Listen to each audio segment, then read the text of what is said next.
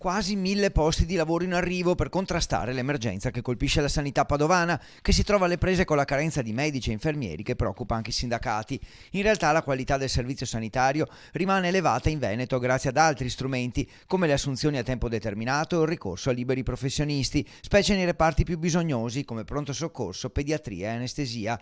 L'azienda Zero, che sovraintende l'attività delle 12 ULSS venete, sta per dare il via a 2 maxi concorsi per medici e infermieri, uno da 294 posti, già pronto, e un altro da 415, previsto tra alcuni mesi. Il primo si svolgerà il 5 e 6 giugno, ci sono già quasi 20.000 candidati. Mancano medici soprattutto in pediatria, anestesia e rianimazione, in pronto soccorso e praticamente ginecologia. Queste sono praticamente le specialità che sono maggiormente carenti per un difetto di programmazione nazionale che, ahimè, ora praticamente si fa sentire. Istituto Oncologico Veneto, ULSS Euganea e azienda ospedaliera, cifre alla mano, difendono una situazione del personale che è stabile ma anche in aumento dal 2015. Lo IOV con 180 dipendenti in più, oggi sono 704, grazie anche all'attivazione di 5 sedi operative nuove nella sede di Castelfranco Veneto.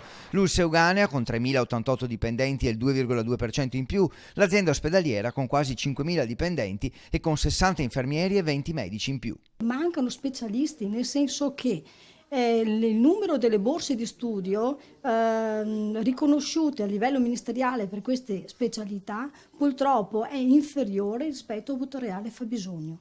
Che all'estero i medici abbiano stipendi più alti non è una novità e che la programmazione nazionale riservi poche risorse al Veneto, con sole 500 borse di studio, è un dato di fatto. Poi è la Regione che finanzia altre 90 borse di studio aggiuntive con risorse proprie. In alcune specialità ci sono più posti che medici, come pediatria e pronto soccorso. La vera sfida ora è ottenere dal Ministero più soldi e posti di lavoro.